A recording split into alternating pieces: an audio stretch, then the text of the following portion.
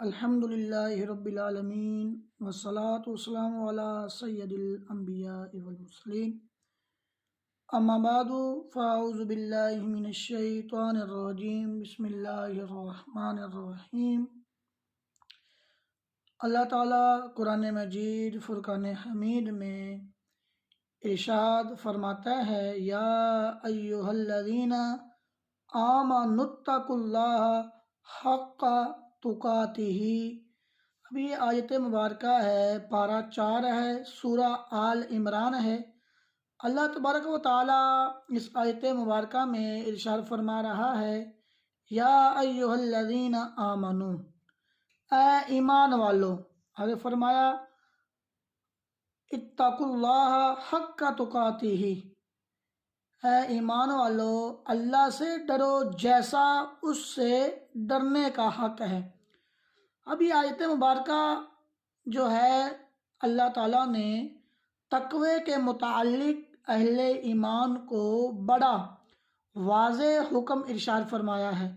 اب ہمارے ذہنوں میں یہ سوال پیدا ہوتا ہے کہ اللہ کا ڈر اور تقوی اور اس ڈر پر استقامت کا حصول کیسے ہو۔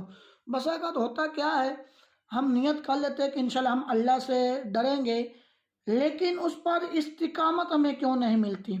ٹھیک ہے، جو بنیادی بات ہے وہ یہ ہے کہ جب انسان اپنے نفس کی مخالفت میں اس بات کا پختہ ارادہ کر لے کہ انسان نفس کو گناہوں سے باز رکھوں گا، گناہوں کے ساتھ ساتھ ضرورت سے زائد حلال اشیاء کے استعمال سے بھی بچ کر رہوں گا، آنکھ کو بچاؤں گا گناہوں سے، زبان کو گناہوں سے بچاؤں گا، شرمگاہ کو بچاؤں گا، اپنے دل کو میں گناہوں سے بچاؤں گا، الغرض تمام اعضاء کے معاملے میں اللہ تعالیٰ سے ڈروں گا، تو انشاءاللہ اسے وہ تقوی حاصل ہو جائے گا جس کا ایمان والوں سے مطالبہ کیا گیا ہے۔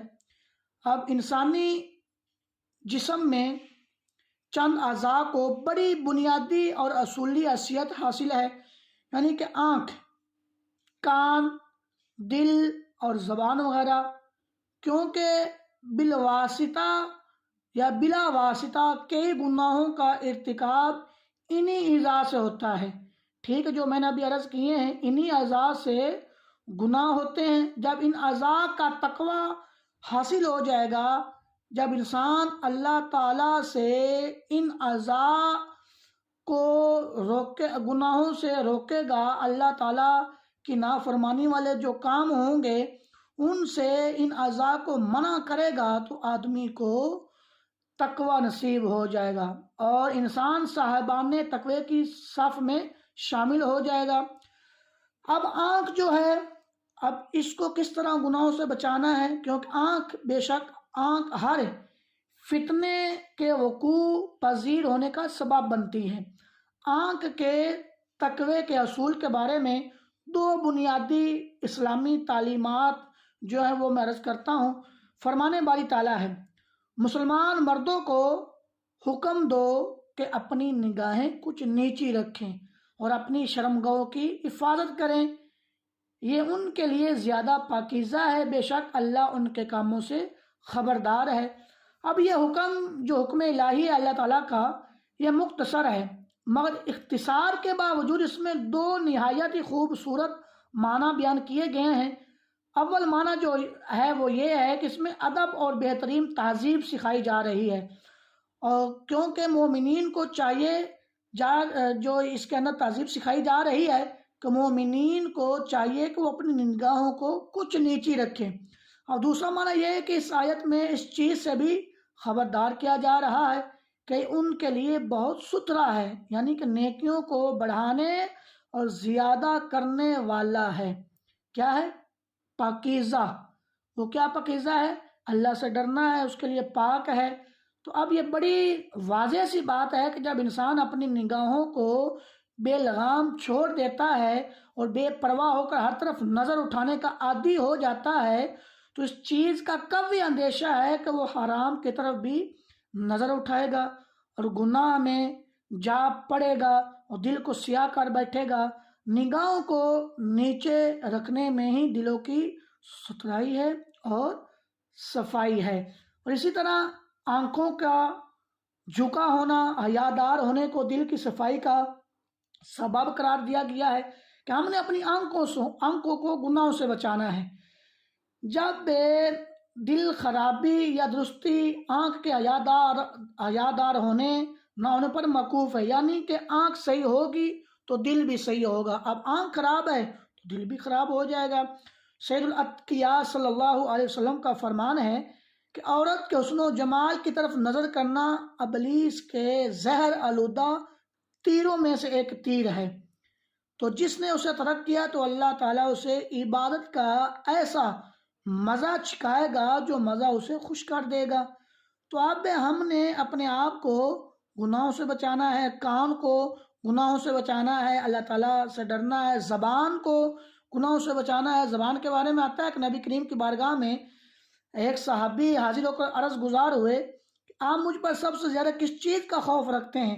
تو آپ نے فرمایا اپنی زبان، یہ زبان کو پکڑ کر اشارہ فرمایا اس زبان کا، یعنی زبان ہی انسان کو ہلاکت کے دہانے تک پہنچا دیتی ہے، اور یہی زبان انسانی کامیابی کا سبب بھی بنتی ہے۔ جنت میں داخل ہونا ہو یا جہنم کا ایندھن بننا ہو، اس زبان کے ہر دو طرح کے معاملے نہایت ہی کلیدی کردار ہیں۔ تو ہم نے اپنی زبان کو بھی گناہوں سے بچانا ہے۔ جب انسان اللہ تعالیٰ سے ڈرے، کیونکہ انسان اگر اللہ سے ڈرنے والا ہوگا تو وہ نمازیں بھی پڑھے گا، انسان اللہ تعالیٰ سے ڈرنے والا ہوگا تو وہ اپنے آپ کو گناہوں سے بھی بچائے گا، انسان اللہ تعالیٰ سے ڈرنے والا ہوگا تو وہ اپنے آپ کو جھوٹ سے بھی محفوظ رکھے گا، انسان اللہ تعالیٰ سے ڈرنے والا ہوگا تو وہ انسان اپنے آپ کو غیبتیں، بہتان، جھوٹی گواہی دینا، جھوٹ بولنا، فلمیں، ڈرامے، گانے، باجوں سے اپنے آپ کو روکے گا۔ جب انسان اللہ سے ڈرے گا، جب انسان اللہ سے ہی نہیں ڈرے گا تو وہ گانے باجے بھی سنے گا، اور اسی طرح قرآن کی تلاوت بھی نہیں کرے گا، اور اسی طرح گناہوں کے اندر ہر وقت رہے گا۔ تو جب انسان کے اندر اللہ کا ڈر ہوگا تو انسان ہر چیز سے محفوظ ہو جائے گا۔ تو اللہ تعالیٰ ہم سب کو تقوی اختیار کرنے کی توفیق عطا فرمائے۔ تقوی کا جو معنی ہے وہ ہے اللہ سے ڈرنا۔ ٹھیک آج کل ہمارے ہاں بہت زیادہ لوگ گناہوں کی زنجیروں میں جگڑے ہوئے ہیں، گناہوں کے جالوں میں پھنسے ہوئے ہیں۔ وہ کیا ہے؟ اللہ سے نہ ڈرنا ہے۔ جب انسان اللہ سے ڈرتا نہیں ہے تو پھر اس طرح کے وہ بہت سارے گناہوں کے اندر ملوث ہوتا ہے، گناہ کرتا رہتا ہے۔ تو اللہ تعالیٰ سے دعا ہے کہ ہمیں بھی اللہ تعالیٰ متقین کے صدقے اہل تقوی میں سے بنائے، اور سید الاتقیاء صلی اللہ علیہ وآلہ وسلم کے پیچھے پیچھے جنت میں داخلے کی سعادت عطا فرمائے۔ آمین بجاہ النبی الامین صلی اللہ علیہ وآلہ وسلم۔